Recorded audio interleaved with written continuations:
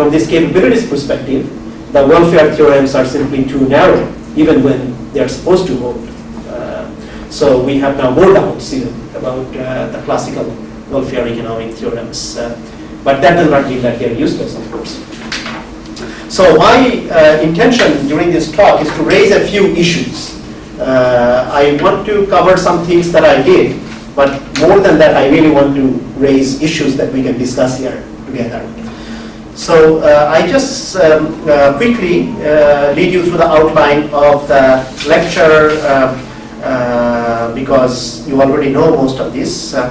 But we have to acknowledge in any kind of talk of technology, including information technology, and also globalization and human well-being, the contribution of the classical economists. Because if it were not before Smith, you can go back even before, but certainly Smith has a very clear formulation of globalization in terms of markets, because division of labor is limited by the extent of market. He has a very clear formulation of the problem of machinery, right? And he actually has a special book in Wealth of Nations on machinery, and also on well-being. He is actually not completely a utilitarian if you look at Smith carefully. In fact, Sen told me that he got his ideas first from Smith. So Smith is in a sense a non-utilitarian person, very rich.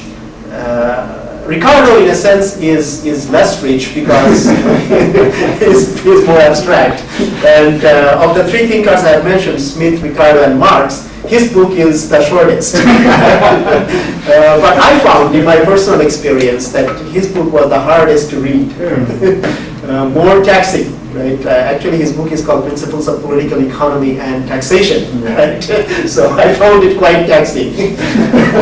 But we know that Ricardo actually gives a very important description of the reason for international trade as technological difference, right? Which influences the productivity of labor. And since it is the productivity of labor that actually ultimately gives the total amount of what Ricardo calls the sum of enjoyments, right? And in that sense, he's already getting quite close to utilitarianism.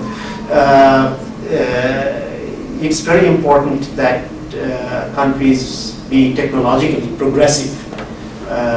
If they are not, then trade can be a way of actually making up for technological backwardness. But of course, that also means that they have to remain technologically backward forever, as long as they're locked into this. So this is Ricardo in a nutshell. But Marx, I think, is in a way the most revolutionary thinker in this area, because he does two things. If you recall, in Communist Manifesto, he talks about capitalism as breaking down all these Chinese walls, right? He breaks all the barriers. So in Marx's mind, capitalism right from the beginning is international and potentially global.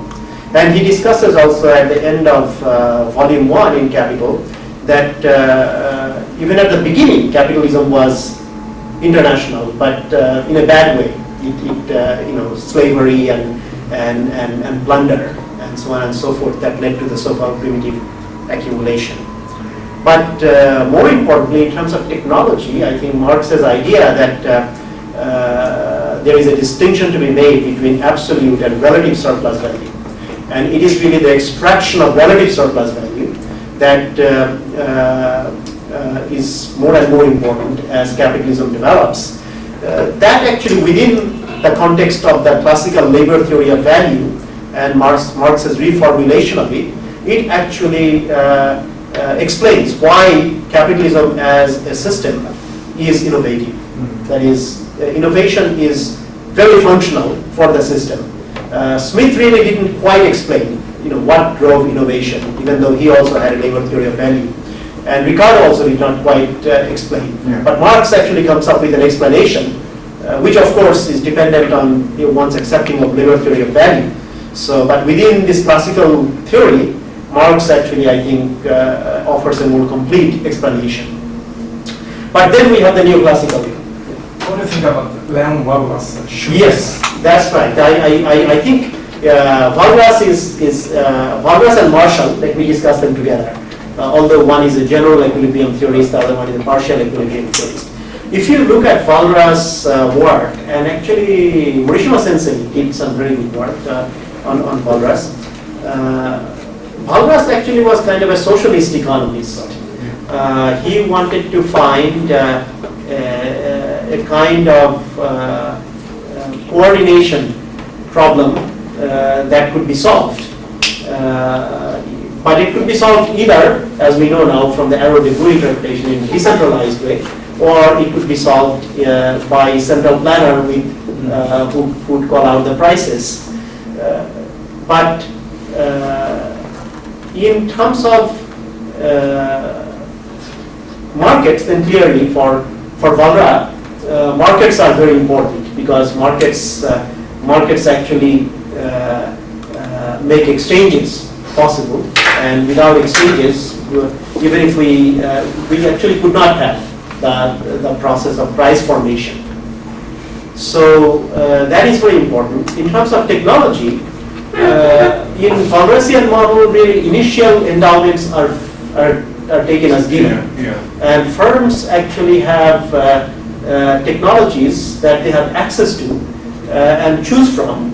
But once they choose the profit maximizing technology, it is not clear that you can change. You might be able to play some games with capital labor substitution or something like that, choosing of inputs. But you cannot actually go from one production function to another function. Here Schumpeter is different actually. Schumpeter talks about technology as having access to a new production function. Although some people have wondered what Schumpeter really meant by production function. But without going into that, I think this is a clear distinction between Schumpeter and Valras. Marshall is actually Valrasian to the extent that he also assumes in modern terminology, smooth isoquants, etc. But people don't always know and sometimes forget that Marshall actually was very interested in the actual operation of production. He actually went, visited factories, and if you read the footnote especially of Principles of Economics of Marshall, you find descriptions of actual situations. And he put a much stress on externalities. That's right. So this is where you find Marshallian externalities, although eventually he made these externalities amenable to his kind of analysis. But there are passages where you find that he knows that, for example, increasing returns to scale is there, and that it is messy, actually, to handle. So Marshall actually is much more aware of these problems, although he doesn't solve them quite in the way that we want them to be solved. But he's very clear in these things. But when we come to Arrow-Debreu model, we find that they ignore all these things. So in that sense, Arrow-Debreu is kind of mathematically, it's many steps forward, but in terms of economic thinking, it's also a few steps backward. So this is quite interesting. And so by the time we get to Solo's model, which is an aggregate production function model, Solo seems to have forgotten or have never been exposed to many of these problems. But people who thought about this, and let me just mention one more very good neoclassical economist, Knut Wicksell. Knut Wicksell in 1919 actually wrote a paper in which he already hinted at the problem of measurement of capital in aggregate form, aggregate capital, without solving the problem of distribution. That the problem of distribution of factor rewards and the problem of measuring capital, these are intimately related, and conceptually they create puzzles, which was the subject of John Robinson's 1954 article in the Review of Economic Studies. So probably Solo hadn't read it, because when John Robinson criticized Solo's model first, Solo tried to create a statistical index of capital, aggregate capital, because Solo thought that was the problem. She was looking for a statistical index of total capital. But the problem really is conceptual. How do you measure capital without exogenously defining the rate of return? In other words, fixing the distributional parameters. So this is something that Solo actually never understood. And yet Solo's work is very important, I think. though theoretically flawed, because it focused attention on the exogenous nature of technological progress in neoclassical economics. And we, of course, still have the same problem in spite of endogenous growth theory. This leads us to the new growth theory, because new growth theory is supposedly an attempt to explain the endogenous nature of technological change.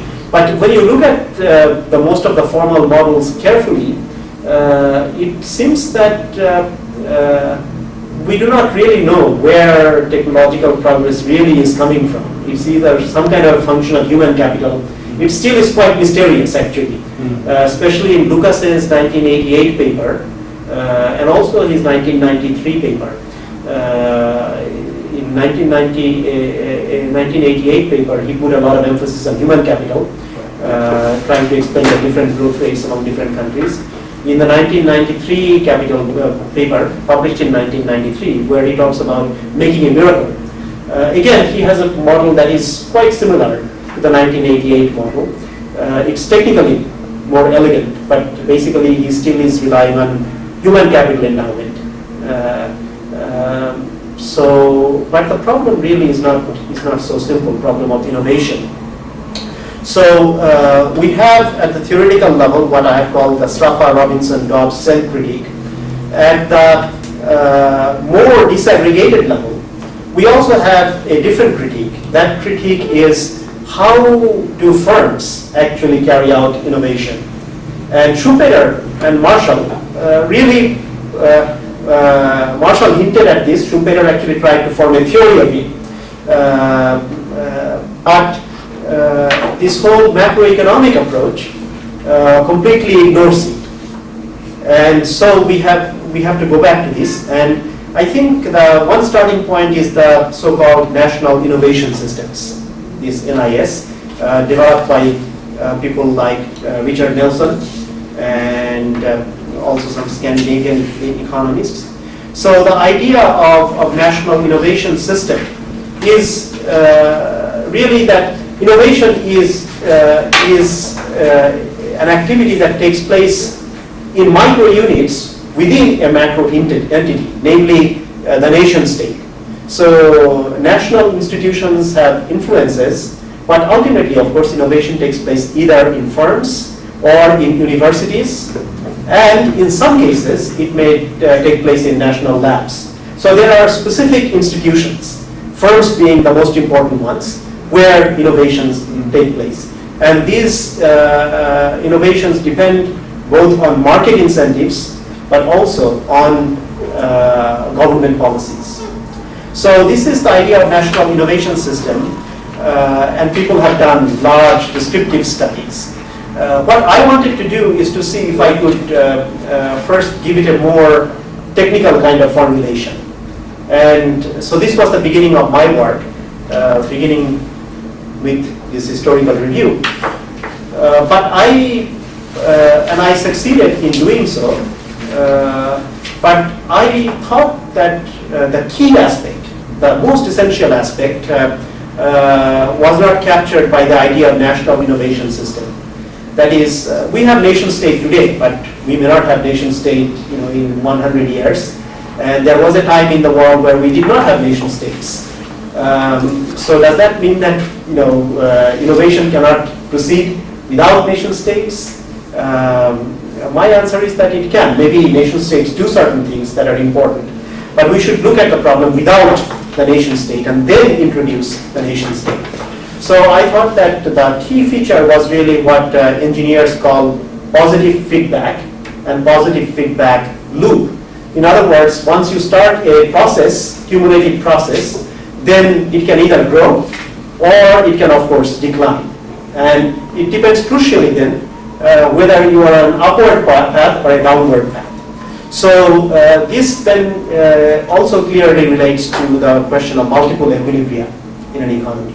Because if you're in a bad equilibrium, then you go down. If you're in a good equilibrium, then you'll be going upwards. So this was the intuition with which I started and formulated the model. But soon I found that it has also normative implications.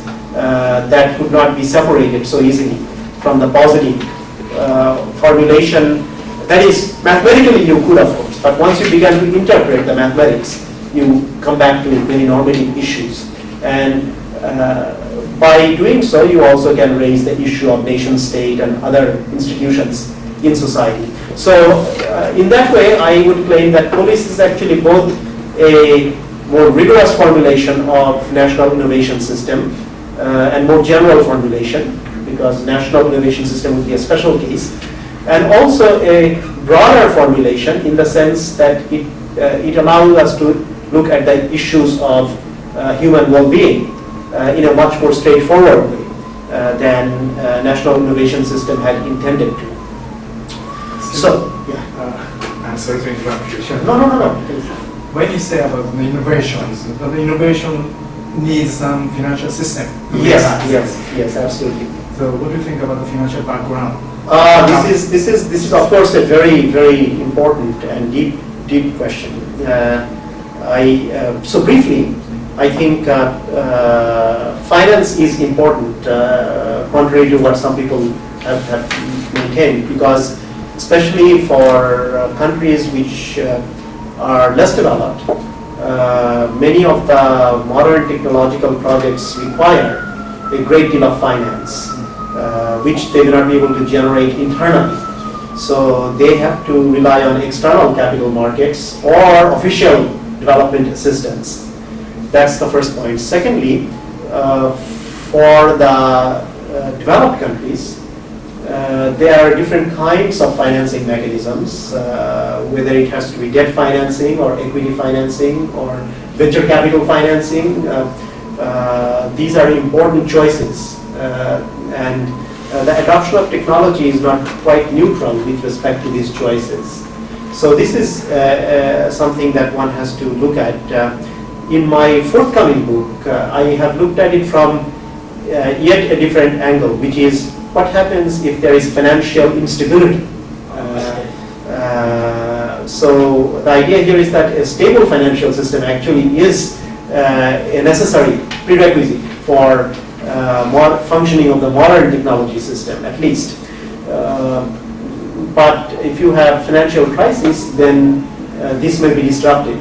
And in my book, I discuss the case of South Korea and Taiwan in the context of the Asian financial crisis.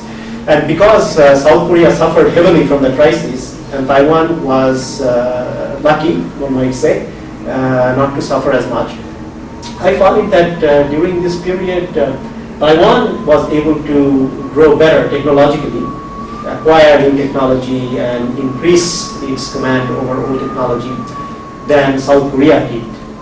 So your question definitely is very important. And this one will be related to risk management. Yes, there are two kinds of risk management. One is financial. Japan is said to be very poor risk management. That's the kind of this kind of financial crisis now. Yes, but that of course that's a deep question also, because we might say that private sector, if it has experience, learns how to manage risk better. But clearly, in finance, private sector by itself is not enough. Otherwise, we would not need a lender of the last resort. But clearly, you need private sector actors who learn how to manage risk. It is not something that you learn in one day. It is something that you learn through practice. But another component of this is trained personnel, people who actually know how to read actuarial tables, who know about probability and statistics, and people who also know the limits of probability and statistics and not apply them mechanically. So I think all these are necessary. And even after that, we will have inevitably some moral hazard and adverse selection problems as long as information is not perfect. So let's try to discuss this. Yeah, no. Anytime it's fine. Yeah. So I just want to finish my talk by giving that example, and then I'll show you quickly some overhead projection things. That Policy implications are of this type of model are that one, you have to exploit all the market incentives that are there, but also realize when the market may fail or may not generate sufficient incentive for actors to engage in the necessary trades and necessary production activities.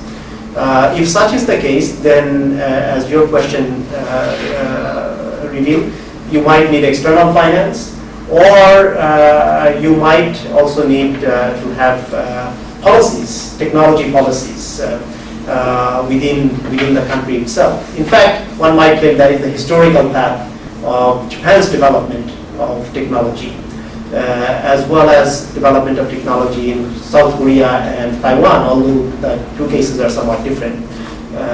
There is enough similarity in terms of government involvement to, I think, draw the conclusion that the state was not neutral. Even if the state simply promotes free trade, as Singapore did, it is still not neutral. It actually is following a set of policies. But free trade policy is not sufficient. It may not also be necessary always. But clearly there are welfare implications of free trade. Generally I would support free trade unless there is some compelling reason of infant industry or acquiring technology that otherwise could not be acquired. A third set of implications are that technologies are not neutral with respect to human well-being.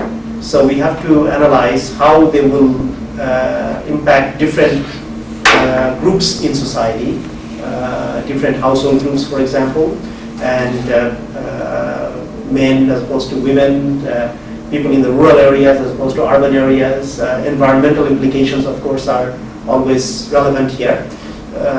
And see what appropriate remedies are available and possible to adopt. And information technology is one of those technologies which is quite new. We don't know the full implications of this. We don't know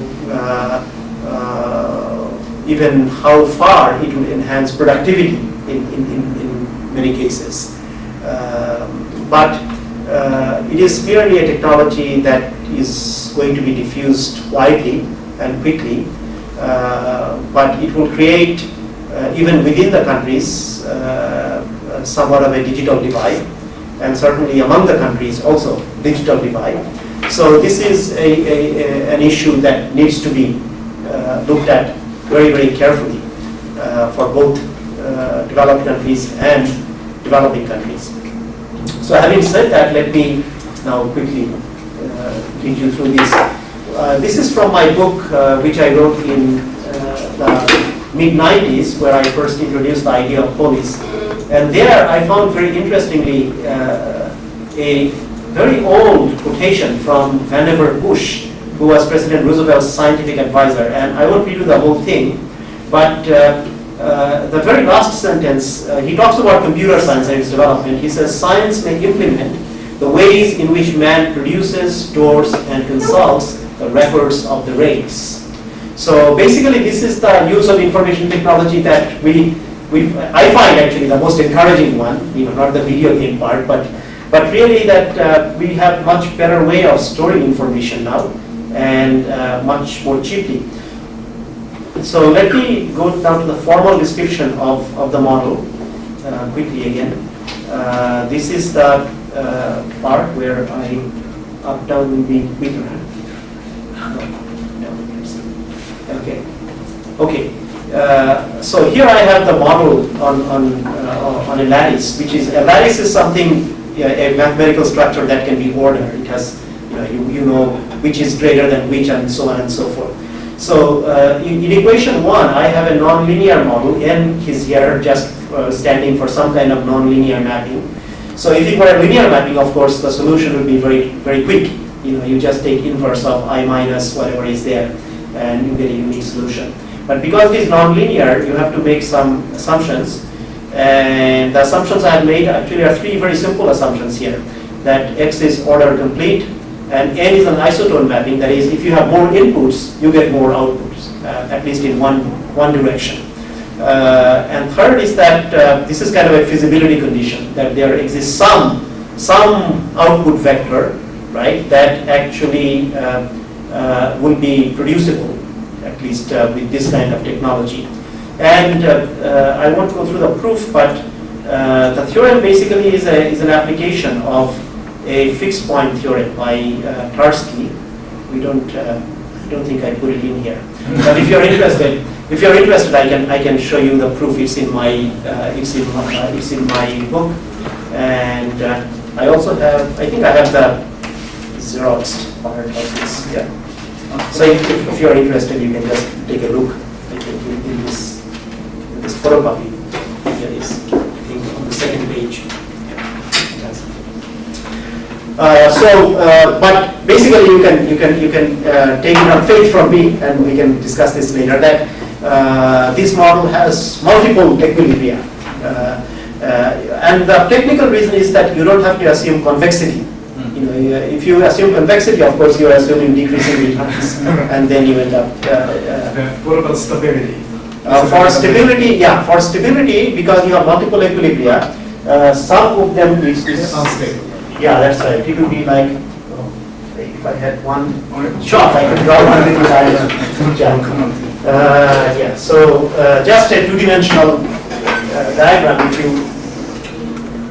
If you put x here and whatever the mapping is, say fx here, then